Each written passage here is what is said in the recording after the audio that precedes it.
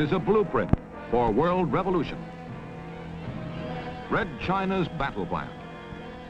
Divide and encircle. Conquer and enslave. This film tells how it all came about.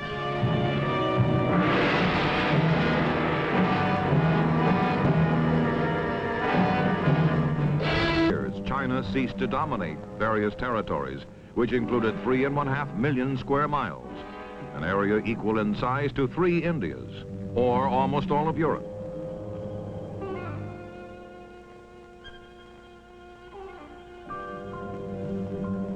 Never in history had a major independent nation lost so much sovereignty and suffered so much humiliation. Entering the 20th century, China is a backward nation ruled by an autocratic system of emperors and kings. Her people are restless. They want a change. They demand new leadership. They find both in Dr. Sun Yat-sen, the George Washington of China, who leads a people's revolution in 1911 that overthrows the corrupt Manchu dynasty.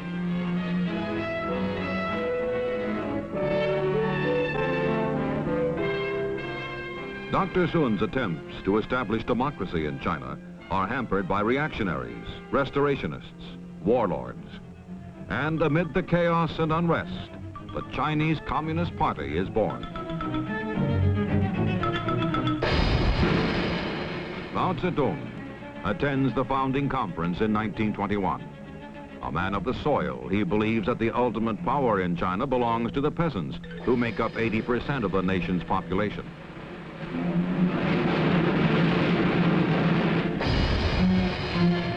And so, says Mao Zedong, China's communist revolution must begin in the rural areas and sweep over the cities. Chiang Kai-shek, succeeding Sun Yat-sen, works with the communists at first, but in 1927 he purges them from his government.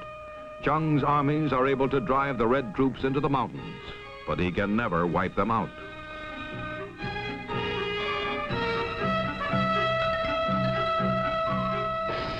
And in 1934, Mao Zedong undertakes his long march in search of sanctuary in the remote province of Shenxi, in the caves of Yan'an.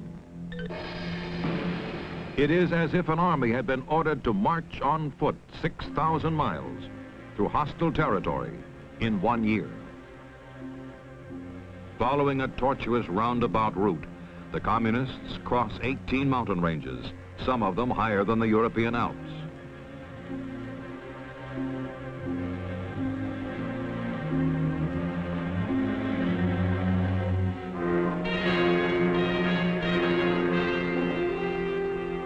In the beginning, there are 180,000 marchers in the communist caravan, curling across the hills and plains of China for 50 miles and more. Casualties are enormous. 3/4 of the marchers die en route. But the survivors press on, and when they reach their mountain sanctuary, Mao himself is on hand to salute and welcome them. He is and has been throughout the long march in full command.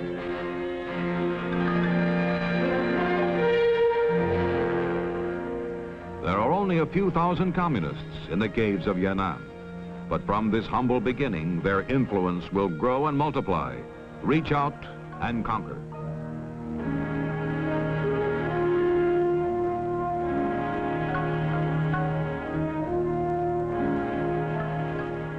The communists ideologically are constantly on the attack, denouncing the nationalist government and Chiang Kai-shek. And Mao does something no military leader in China has done before. He sends his soldiers into the fields to work beside the peasants, to help them, and to talk to them of the new China, the communist China, in which landlords will be made to give up their farms to the peasants.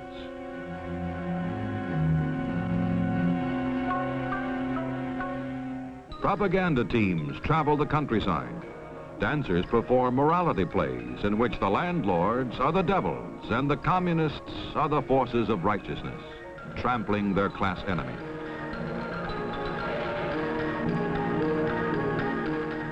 Chiang Kai-shek is aware of the growing pro-communist sentiment in China. He realizes that it is a threat as great, if not greater, than the aggressive ambitions of the Japanese.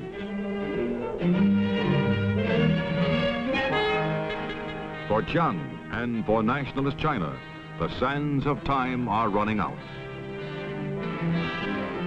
And yet, the nation, her cities, and her people reflect little of the uneasiness, unrest, uncertainty that cast their shadows from within and without.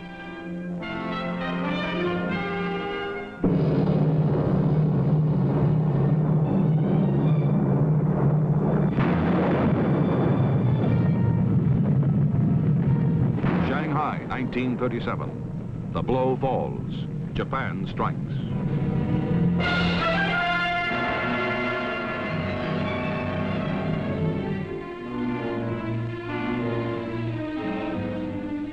When Chiang Kai-shek is forced into war with Japan, when China must fight for her life, the communists are given representation in a coalition government. Mao Zedong makes his real aims very clear. We are fighting 70% for self-development, 20% for compromise, 10% against Japan. As the Sino-Japanese War goes on, Mao is promoted in Chinese communist propaganda as a popular anti-Japanese patriot.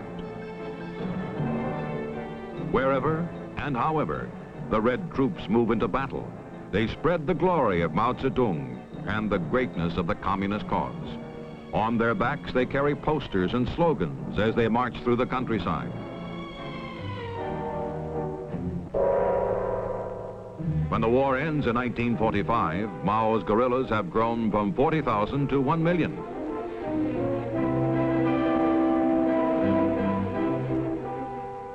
The enemy from without has been conquered, but within, the fight has just begun. For post-war China is a nation exhausted by battle. People eat grass. Misery and hunger are deeply etched on the land and on the people.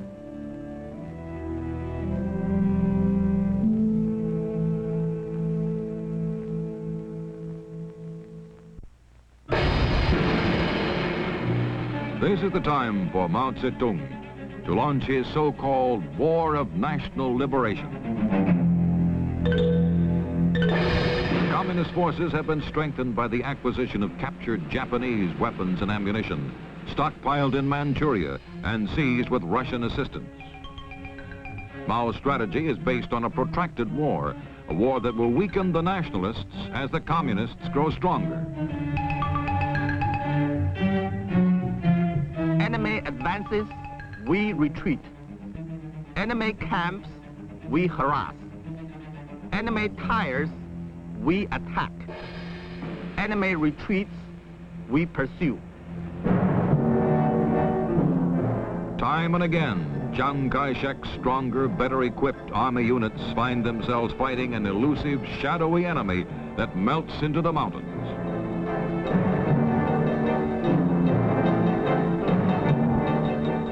And in the midst of battle, communist soldiers harangue the nationalists, calling on Chiang's troops, often with great effect, to desert to the communist side.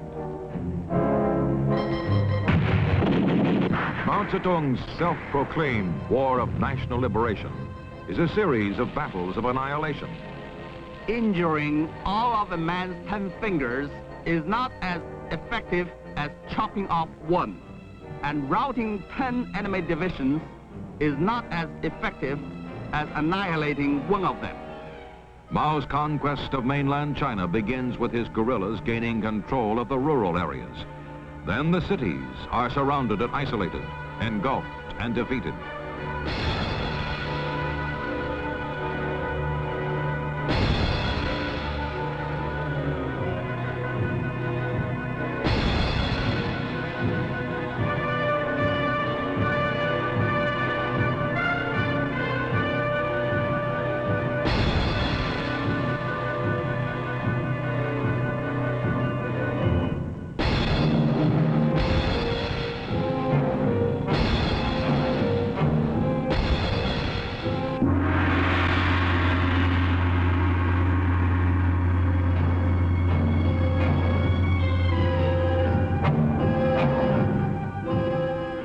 Mao's blueprint for conquest is succeeding just as planned.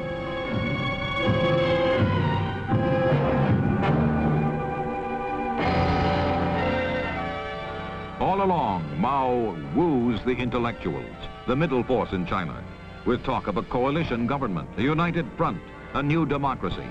But Mao's promises of popular representation only mask the communist leader's real intentions.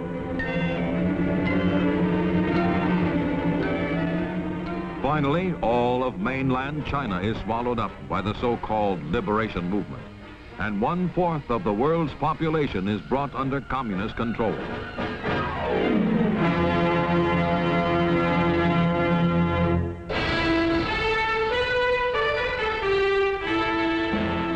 But on Formosa, renamed Taiwan, more than 10 million Chinese remain free. Chiang Kai-shek has escaped and set up a Republic of China government in opposition to the communists. Chiang signs a mutual defense treaty with the United States and vows one day to liberate captive China.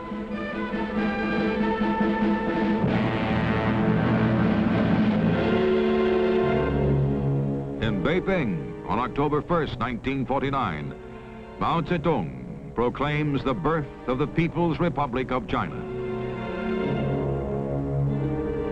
In communist China, with the War of National Liberation won, Mao Zedong reveals to the world that he is no gentle agrarian reformer. In the first 5 years of the People's Republic, at least 800,000 anti-communists, by Mao's own admission, are tried and executed. Millions more die from local excesses, from imprisonment, from assignment to so-called labor reform units. In foreign affairs, Mao becomes increasingly militant.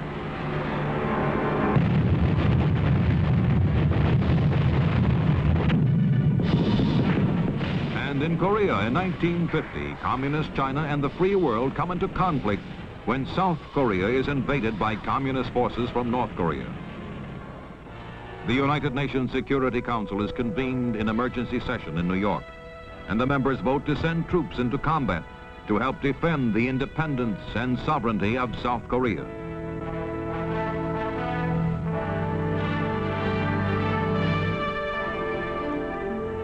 In December 1950, the Red Chinese intervene on the side of North Korea.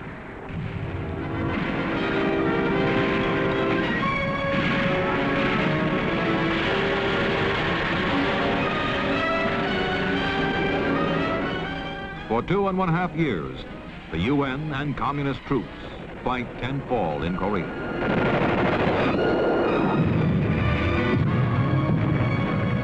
The United Nations forces hold, and in July 1953 at Panmunjom, an armistice is signed, fixing boundary lines much as they were when the invasion began.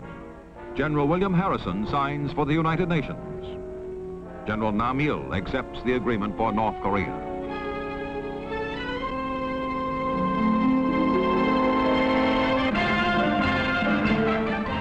As the communist Chinese troops withdraw and return to their homeland, Mao Zedong claims a momentous victory over the free world. Mao tells the world, "The United States is a paper tiger."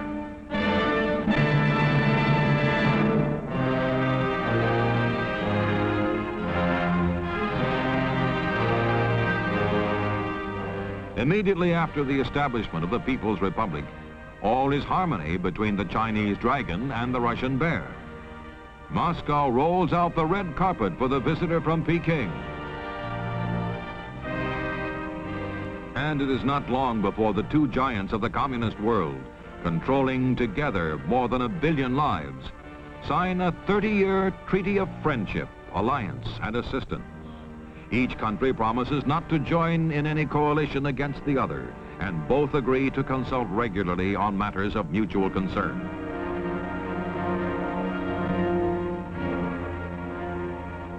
But in 1956, the dragon and the bear come into conflict as Nikita Khrushchev denounces Joseph Stalin, Mao Zedong's longtime idol.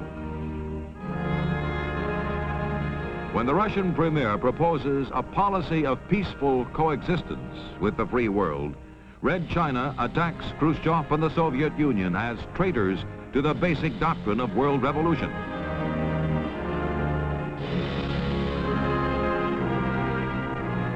As the years go by, the rift grows wider.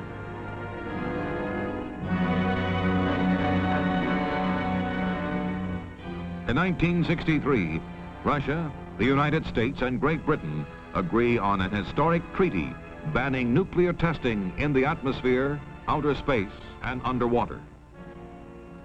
The treaty, the increasing contact and communications between Russia and the free world, reflect the Soviet leadership's growing concern with internal problems and so-called peaceful coexistence as a better way than force to spread communism around the world.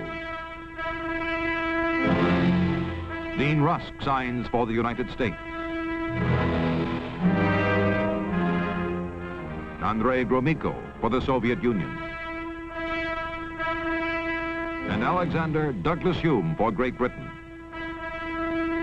Red China denounces Moscow's new line and sets out to become the leader of world communism.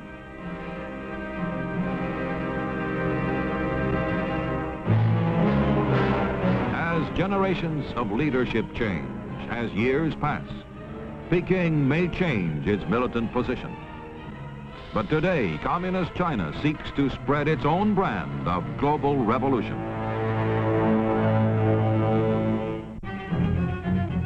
Mao's emissaries are sent into the underdeveloped nations of the world, the so-called rural areas. Red technicians arrive in Havana, seeking a foothold in the Caribbean, a satellite in the Western Hemisphere.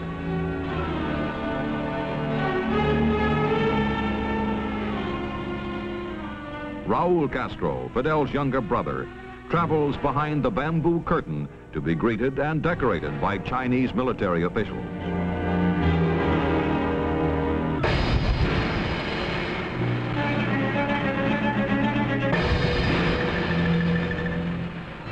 In Europe, Red China wins a satellite in tiny Albania.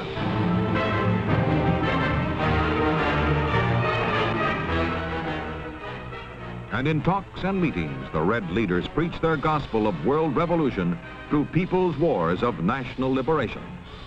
Satellite nations are emphatically reminded of Mao's admonition. Political power grows out of the barrel of a gun.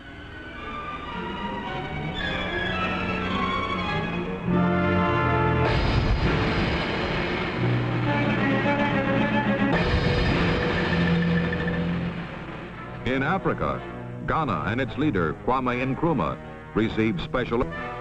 On state visits, the Ghanaian president is greeted by Zhou Enlai as Peking seeks to spread its influence throughout Africa.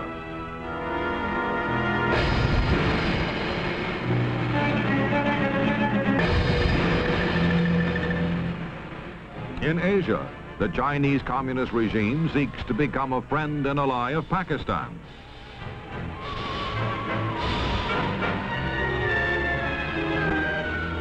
Zhou Enlai, Peking's apostle of world revolution, as he meets with President Ayub Khan.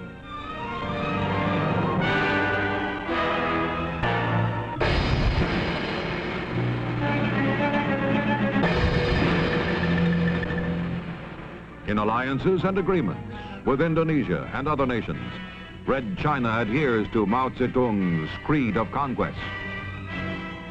The Marxist-Leninist principles of revolution hold good universally for China, all the other countries of the world. Red China's battle plan is spelled out in specific detail in an article written by Lin Biao, Vice Chairman of the Chinese Communist Party and Minister of Defense. Long live the victory of People's War is the title of the article. And its 18,000 words are directed toward the ultimate and absolute defeat of the free world. Victory for communism will come, says Lin Biao, through wars of national liberation. Country by country, continent by continent. Lin Biao's blueprint for world revolution follows Mao Zedong's classic conquest of China, dividing the world as a nation is divided into cities and rural areas. In this Red Chinese battle plan, North America and Western Europe are the cities of the world, and Asia, Africa, Central America, and South America, the rural areas. With revolutions such as the war in Vietnam organized everywhere, there will be, says Lin Biao, a tide of opposition to the free world.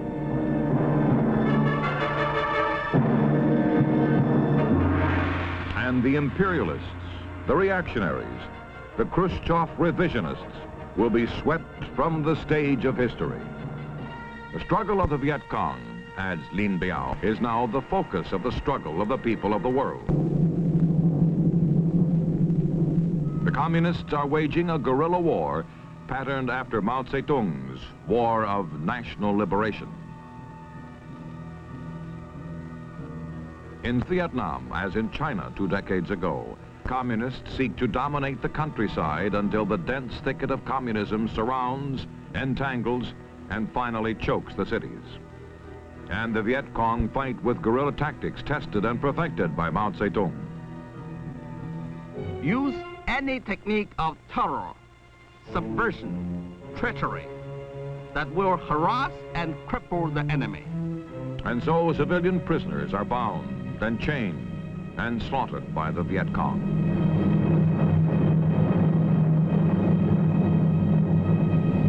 Peking is careful to assert that revolutions cannot be important. But, says Lin Biao, that does not exclude support for revolutionary peoples in their struggles.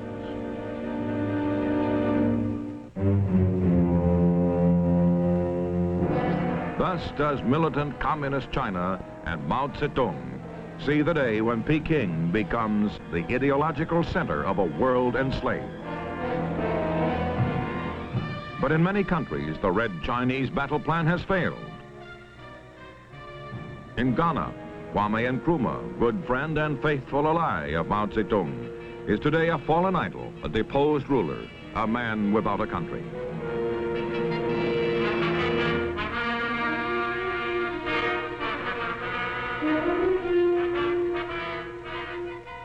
In Indonesia, anti-communist riots shake the country and students storm the Red Chinese embassy. Sukarno is no longer the absolute ruler of the island empire. In the Caribbean, communist China suffers still another setback.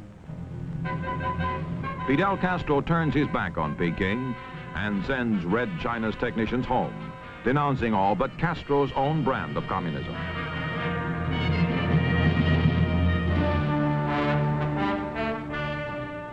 In Asia, nations large and small stand together, strong, alert.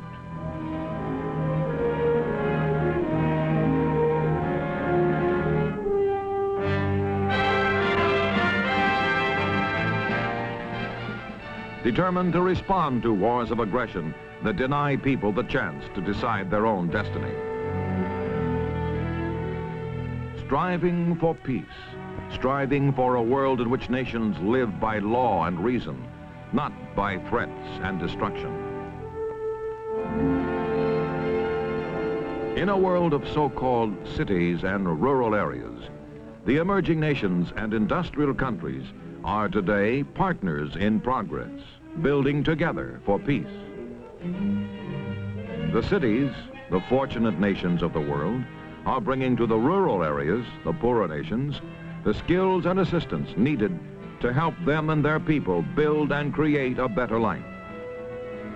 For this generation and those to come, carrying on a tradition of hope and the dignity of man, a conviction born long ago, far away. When this bell rang out the news that a new nation was born, a new truth proclaimed, that man is born to be and to remain forever free.